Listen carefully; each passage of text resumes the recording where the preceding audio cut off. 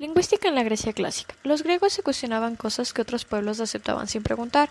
Esto generó una contribución intelectual vasta y diversificada que otorgó mérito y trascendencia a la ciencia y el pensamiento en el desarrollo humano. Por eso debemos analizar la historia griega. Entre los siglos XI y IX a.C., los dorios se impusieron y implementaron un idioma común en la región. En el siglo X surgieron las polis, de las que destacan Atenas y Esparta, con modelos sociopolíticos opuestos. Luego, en el siglo VIII, se utilizó el alfabeto fenicio para la lengua griega y los helenos generaron avances en metalurgia y agricultura, causando un aumento demográfico en la región. Entre los siglos VIII y VI, los persas invadieron a las polis, desencadenando las guerras médicas, ganadas por los helenos.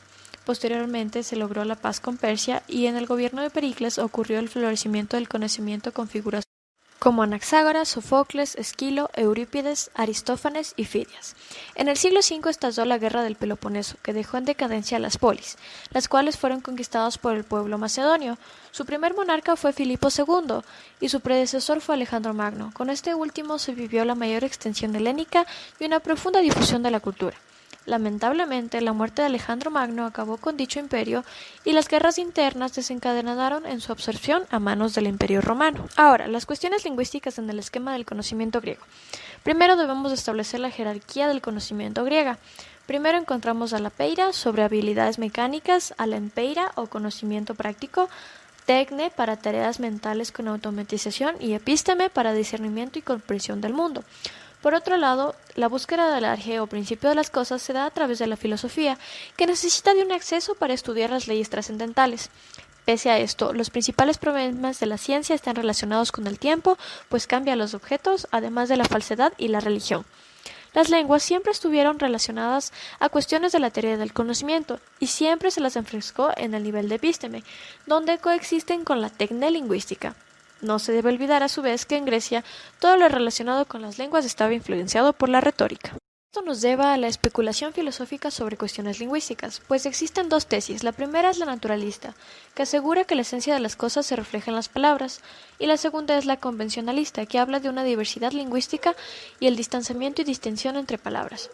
La última abrió el paso a la etimología, que estudia el origen de las palabras y a la cual se le planteó un esquema metodológico con dos procedimientos diferentes. El primero habla de analogías, el segundo de la atribución de significados a los sonidos. La disputa entre naturalistas y convencionalistas ocasionó la necesidad de escribir a la lengua, distinguiendo vocales y consonantes. Se sumó también la distinción entre sujeto y predicado, además del objeto directo. Pero un problema existente dentro del estudio helénico de la lengua es que los griegos consideraban a su lengua como la única que era digna de ser estudiada. La escuela estoica. La semántica y la sintaxis eran centrados en la contribución de Serrano. Aunque no fueron absolutamente aportaciones fónicas, él la denominaba en el contexto de reflexión griega, que se hacía llamar falacia clásica. Los estoicos fueron iniciadores de la lógica proporcional bivalente, que partía en que un enunciado tanto podría ser como verdadero o falso, o simple o no simple. También se acerca a la aproximación de la teoría del significado, que distinguía entre lo que significa y aquello que es significado. Helenismo y gramática. Como consecuencia del Oriente Próximo, al ejercer influencia en los griegos, podemos conocer por lo que es koiné. Esto es una variedad lingüística normativa acerca de los dialectos áticos que incorporan elementos de otras variedades hasta confeccionar un vehículo de intercomunicación entre los individuos. Dionisio de Tracia. Dionisio de Tracia fue un gran modelo del uso de la gramática y también fue un gran observador de la lengua. Para Dionisio, la gramática es el medio del conocimiento para todo escritor y poeta. Así también, la gramática rige sobre toda creación literaria, y esta consta de 6 puntos. 1. La lectura con buena pronunciación. 2. Explicación de los giros poéticos. 3. Transmisión de la glosa y la mitología. 4. Etimología. 5. Analogía. Y 6. Análisis crítico de los poemas. La obra de Dionisio de Tracia contiene 1. Fonética, 24 letras, 7 vocálicas y las demás consonánticas. breves, indiferentes, prepositivas y pospositivas. Las consonánticas se dividen en 8 semiconsonantes y 9 sordas, suaves, ásperas y media, 3 de cada una, además de que contiene 6 diptongos. También hay sílabas, y estas son propias e impropias. 2. Parte de la oración. La oración consta de 8 partes: el nombre, que puede ser masculino, femenino y neutro; el verbo, que a la vez consta de 8 accidentes: modo, voz, clase, forma, número, persona, tiempo y conjugación; el participio, el artículo, el pronombre, la preposición, el adverbio y la conjunción. La conjunción se divide en copulativas, disyuntivas, condicionales, causales, finales, dubitativas, racionativas y explicativas. Apolonio Discolo. Apolonio Discolo recupera la parte más formal de la tecnia de Dionisio. Sostiene que hay unidades que distinguen significados y otras que no. Hay vínculos también entre el componente fundamental de la lengua y su función semántica. En la teoría de Apolonio Discolo, el verbo no tiene número específico, sino que la acción verbal reside en el contenido semántico. Asimismo, a los infinitivos no se le aplica el número ni las personas. El modo tampoco es característica del propio verbo.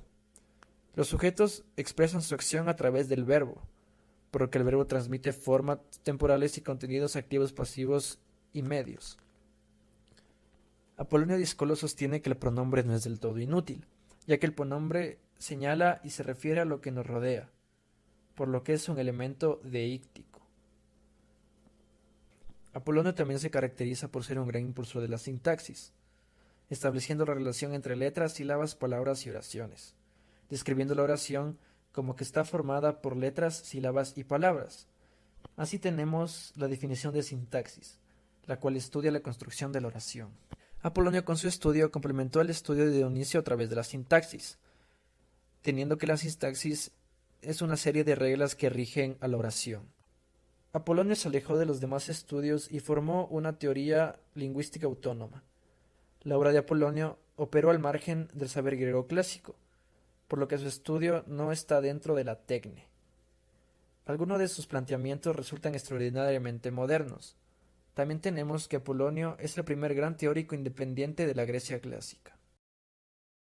Roma. En lingüística, Roma transmite y adopta conocimientos heredados de los griegos, donde los romanos no estaban interesados en aspectos teóricos y especulativos de las cuitas lingüísticas. Por este motivo, Crates de Malo animó a los romanos a tomar más atención a temas lingüísticos. Barrón. Barrón se conserva en libros de lengua latina del 5 al 10, predominando la gramática como conocimiento de uso lingüístico. Como conocimiento práctico, fija la latinis basándose en naturalengua, en analogía, en concetudo y en autoritas. Tuzón consideraba al Barrón como un caso fuera de lo corriente, el cual partió de la evolución lingüística desarrollándose a partir de palabras básicas, modificándose con el tiempo su estructura y su fonética.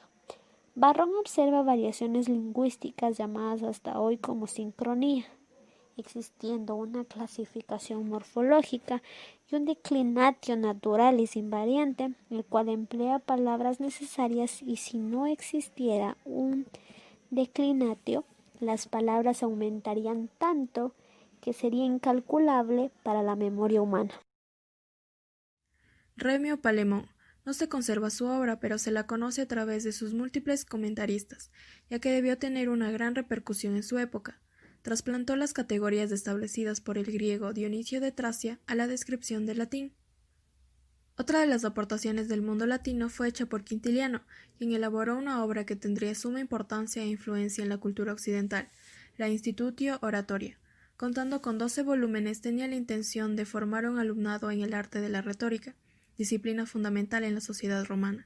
Dentro de ella se presentaban fundamentos básicos, desde la gramática en la enseñanza infantil hasta fundamentos y técnicas relacionadas con la oratoria, la lectura como herramienta principal, rasgos que representa un orador, entre otros temas más. Todo esto con la intención de elaborar un manual didáctico que recogiera su experiencia.